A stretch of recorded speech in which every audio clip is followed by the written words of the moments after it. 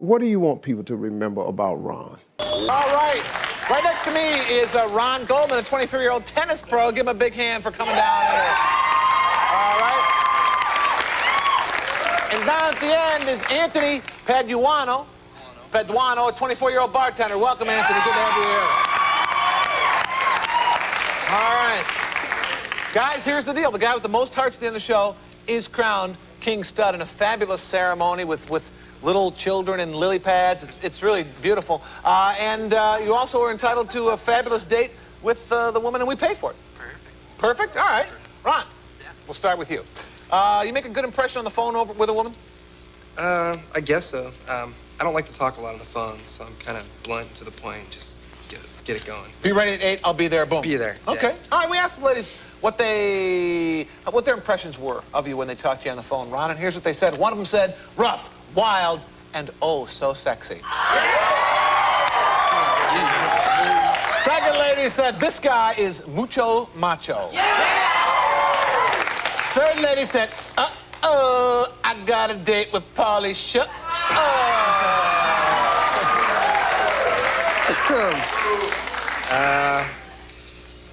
Uh-oh. No, come on. Say it right. Uh-oh, got a date with Pauly Shore. Connie. Connie? No. Oh. What'd you say, Constance? I said this guy is mucho macho. Really? Why? Well, because when I first talked to him on the phone, he had a deep voice, like a man should. And I thought this guy better be hot with personality like that, so. Meaning his personality was great, or? He was kind of, like you said, straightforward on the phone, to the point, kind of cocky, you know. And did you like that? No. Okay. Who thought they were talking to Pauly Shore? Who was that? Oh, Diane. Why? Because he told me he was going to go play volleyball at the beach, and I pictured a long hair, skinny. Because he sounded like a beach bum, sort of like Pauly Shore. Uh-huh. Is that your type? No, not really. But he didn't look like that, so. Okay. All right. All right. Anthony. Here I am. Good. What's the first thing you notice about a woman? Most of all, I like full, sexy lips. Why? I love to kiss. I love to kiss a lot. I like kissing. Okay. All right, well, we asked the ladies what they noticed about your looks, Anthony. And here's what they said. One of them said, love that big nose. Thank you. Thank you. Second lady said, he's everything I've ever lusted for in a man. Third lady said, yo, he looks just like Rocky, the flying squirrel. Love that big nose would have to be Diane. Yeah. There you go. All right. Large noses are trademark with Italian men, Diane. Is that good? Yeah, I have a fetish for noses. I think that gives someone personality, and he had a nice big nose. Really? Yeah.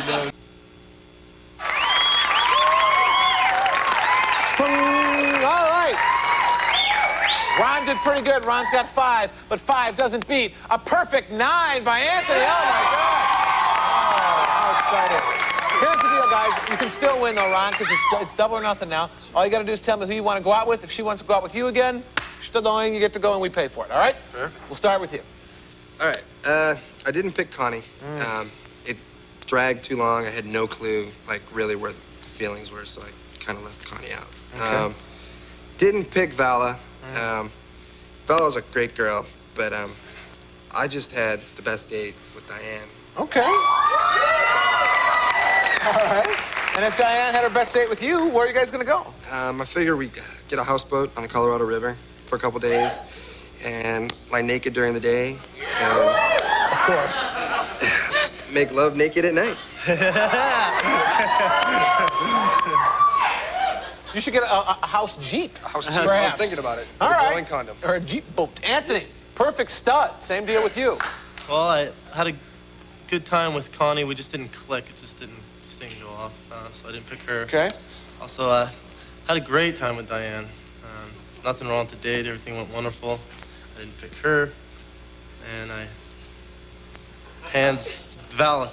She's it. She's forever. I'm shocked.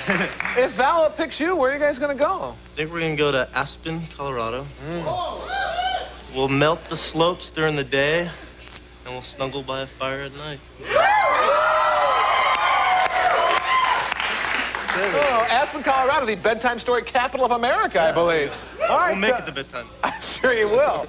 Connie, neither of the guys picked you. Did you have fun on the show? Yes, I did. Swear? Swear. Okay, well, you get a pack of Jiffy Instant Pudding as our little going away gift. Would you show us who you picked there?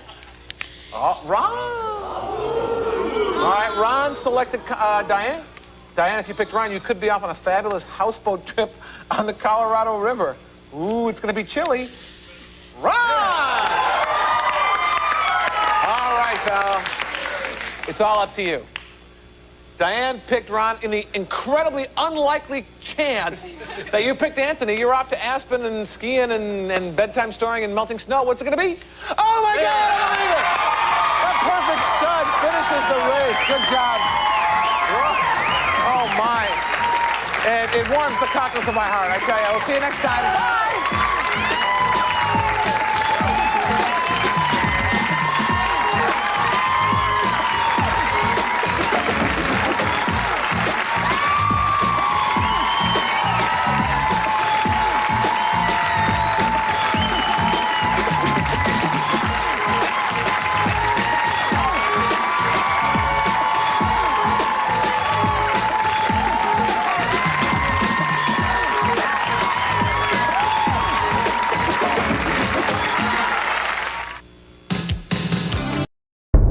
The jury in the above entitled action find the defendant Orenthal James Simpson not guilty of the crime of murder. It was the dramatic end to the trial of the century. Upon Ronald Lyle Goldman, a human being, as charged in count 2 of the information. We, the jury in the above entitled action, further find the special circumstance that the defendant Orenthal James Simpson. A young Kim Goldman, distraught by O.J. Simpson's acquittal. I wasn't thinking of anybody but my brother, and in some ways feeling like we let him down.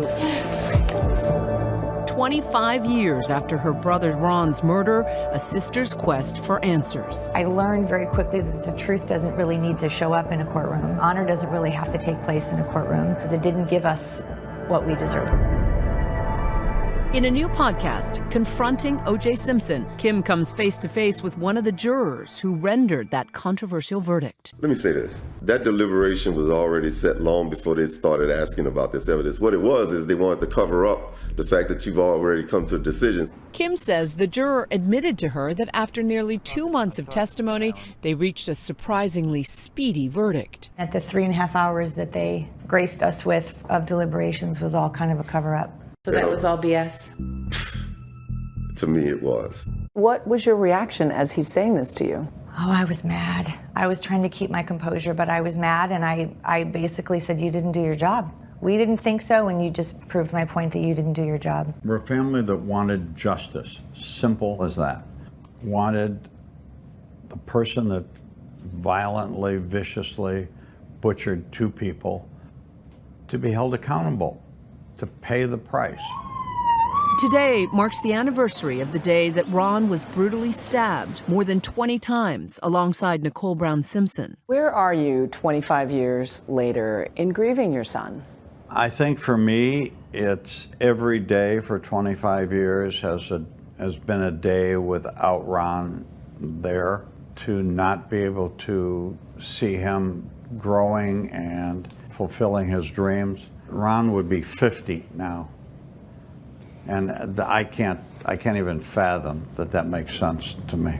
Kim says she usually spends this day privately visiting Ron's grave, but this year is different. I sort of felt like this is my year. I'm kind of going back in time. I'm revisiting conversations. I'm revisiting relationships. I'm facing fears. I'm facing some truths. In her podcast, Kim talks to some of the key players involved in the case who became household names, like prosecutor Marcia Clark. To my great regret, more and more got heaped on my shoulders. More and more I was being pushed out to talk to the press. So I was running literally 24/7. Believe me, I hate the memory of that. And Cato Kalin, that famous Simpson house guest. So how do people treat you after the trial? They would spit at me, having actual hate. So many times I've gotten messages of, you should have been the guy that was murdered. Kim says she didn't know what to expect when she started the project. It was bigger than all of us. For me, I wanted to know the impact of that and what got left behind in the wake of this. Beyond rehashing the details of the trial, she also explores what grief looks like decades after a violent crime. Those of us that are living in it, we have to figure out a way to make room for all of that throughout the day, whether it's grief or the loss of it, the anger from it, the emotion that comes with it. We got to figure out where to put it. Kim says her big brother was her protector. My dad raised my brother and I from when we were 3.5 and 6, and he was a single dad. My brother and I just always knew we could rely on each other. Every picture I have of them in my mind is the two of them together, holding hands or together in some format. That was who they were, and it never changed.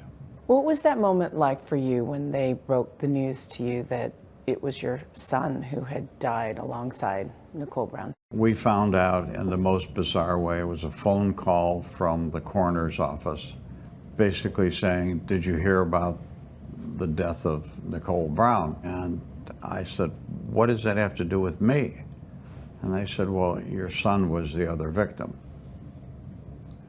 And, I was shocked, overwhelmed. You felt it was really crucial that you break the news to Kim. Well, I didn't want Kim to hear from the news or from anyone else. Sadly, I had to be the one to tell her. He said, "Did you hear anything on the news today?" And I said, "I don't know what you're talking about." And he just basically said that Ron died. I remember just falling to the ground, kind of screaming and crying. Attention all units and stations. Attempt to locate 187 suspect. The Goldmans couldn't predict the circus that would follow, all playing out in front of the cameras. Last name was Simpson. Peter Jennings at ABC News headquarters. Let's immediately go to a picture in Los Angeles. From that white Bronco chase, watched by 95 million people, to that unforgettable courtroom display. If it doesn't fit, you must acquit. OJ's lawyers, dubbed the Dream Team, argued the validity of the police evidence presented in court, an argument that resonated in a community grappling with mistrust of the police, with the memory of Rodney King and the LA riots still fresh. And I can appreciate that people have distrust for police departments. That happens all across the country. But for a family who's sitting in the room, looking across it and seeing the person that they believed killed their brother or loved one, you want all that to go away, because that's not what's supposed to be on trial. What's supposed to be on trial is the actual evidence, the facts, the science, the witness testimony, and that wasn't really the focus of this case. It was everything but that. A year after the criminal case, O.J. Simpson was found liable for the deaths of Nicole and Ron in a civil trial. The judgment for both families was $33.5 million, split. Has he willingly paid anything? No. The only justice that would have mattered, when it comes right down to it, is that he would have been in jail or on death row. But in 2007, surveillance video captured Simpson stealing sports memorabilia from a hotel room in Vegas. The charges landed him in a courtroom once again. The Goldmans were there.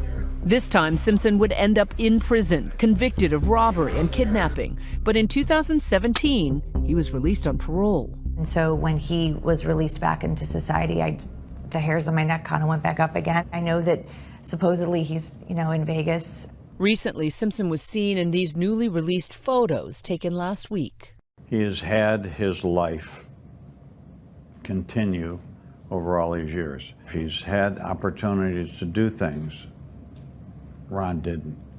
Simpson told the Associated Press, "We don't need to go back and relive the worst day of our lives. The subject of the moment is the subject I will never revisit again. My family and I have moved on to what we call the no negative zone. We focus on the positives." O.J. Simpson, to this day, maintains his innocence.